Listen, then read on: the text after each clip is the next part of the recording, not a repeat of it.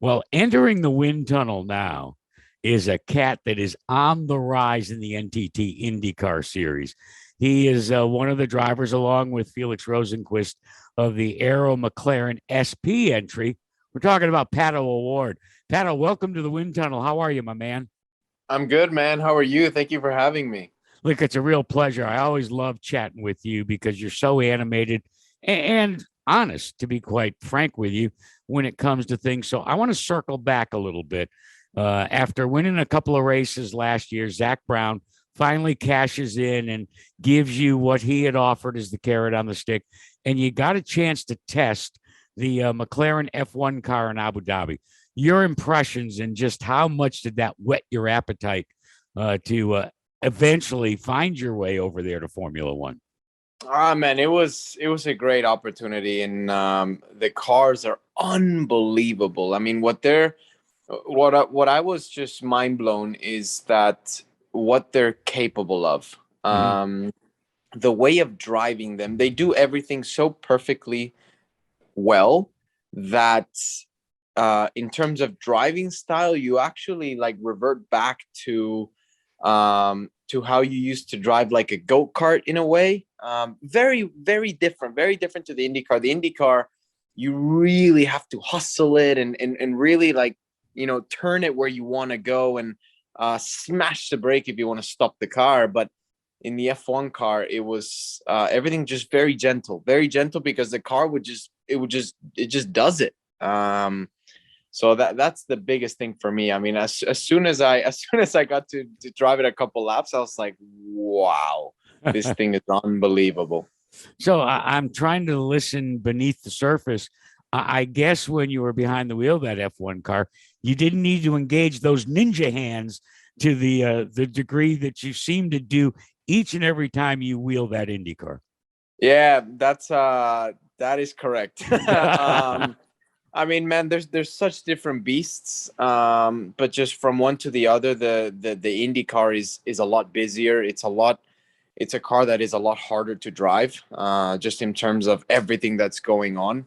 The Formula One is very hard in a different way. The F1, honestly, from the neck down is actually really nice on the body, but man, on the neck, whew, it's tough. It's really tough. But I mean, in everything else, I think that the second most difficult thing in the F1 is just all the systems that are in the car that you have to be moving around from lap to lap, which is quite different to IndyCar. The IndyCar doesn't have as much to have to be moving around, so it was definitely something new to get used to. But nah, it was an awesome opportunity, and yeah, I'd love to try one out again soon.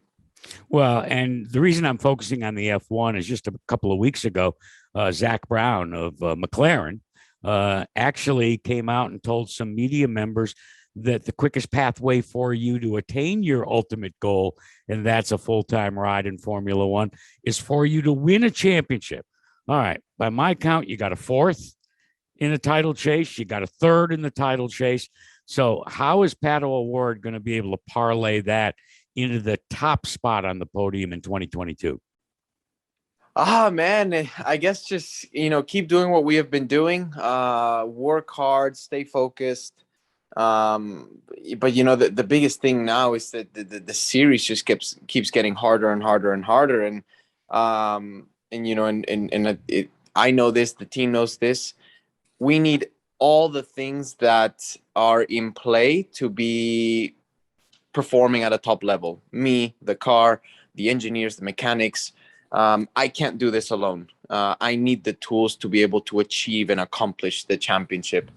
And that, like I said, it comes from every angle: the engine, the car, me, like just really bringing everything together to extract everything out of each race weekend that ultimately should put us in a very good position to fight for it in the end. But yeah, I'm focused on just having a good year. A few more wins wouldn't be bad.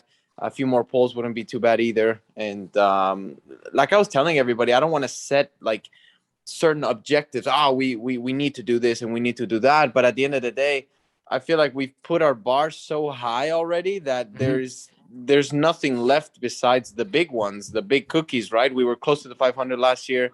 We were close to the championship. So yeah, I mean, right now, just that is the focus. And if the right opportunity arises in Formula One, then yeah, for sure I will take it. But um, I know for a fact I'm not the only one running for a potential seat opening up. So it's just, I just gotta do my own thing and kind of let things fall into what they, what might happen in the next year or so, I guess. I know it's early in the season, but you mentioned that you feel like you've got all the tools. One of the things that I don't think the average fan comes to realize and how important it is the chemistry. You outlined engineers, line mechanics, all that goes into an operation like Arrow McLaren SP. What's the chemistry like? Is it better? Is it as good as you would like to see it? Or are y'all still just getting to know each other? Honestly, in terms of, for example, my side, like the 5 car side, and together with the mechanics, it's felt like home since the first time I stepped into the shop, to be fairly honest with you. And it really built up in the initial part of 2020. And it just keeps getting better. You just keep you keep communicating and making that communication better, because the engineers understand what you want. The engineers just understand whenever you say something, they know what you need. Like, those little things make the weekend a lot more efficient, because sadly we just don't have much more practices. I mean, we have some, but we don't have enough tires for the amount of practice time that we sometimes get. So it's kind of like it really ultimately brings it to a point where you got to arrive with a solid car, and the changes that you're making have to be as efficient as possible. Because if you lose 1 or 2 runs going the wrong way, it could really put you at a different not a different but bad situation for qualifying, just not ready. Pato, throughout your career in IndyCar, whether it's a single lap or in practice or in the race itself, you seem to adapt. You seem to be, ready for just about anything. And yet I have seen when things haven't gone your way, like let's say you go to the Firestone Fast Six, and the next thing you know, the adjustments that were made, they don't pay off.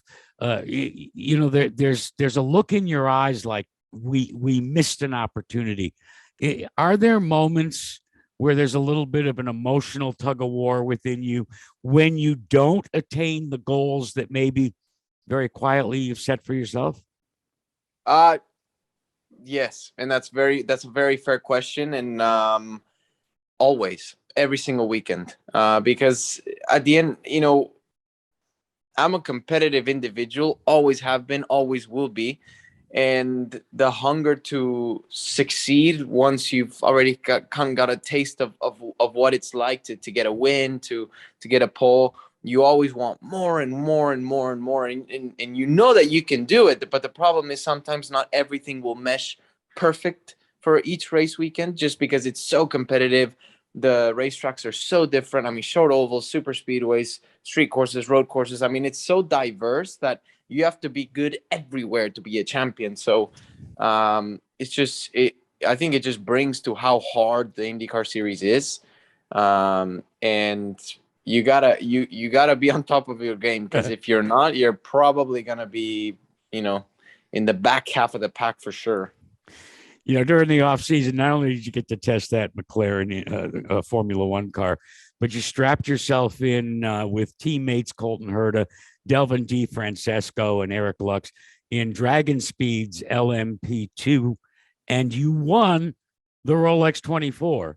I just wanted to share with you that in the off season, your champion in the IndyCar series, Alex Palou, had done likewise and competed down there. And all he wanted was that gold Rolex. And he failed. So now, as he says when he visited with me, I still have a good watch, but I don't have a Rolex. You might, next time you see Palou, just make sure you got that Rolex on and let it shine in the sun and glint in his eyes and remind him that you won and he didn't. I saw him yesterday.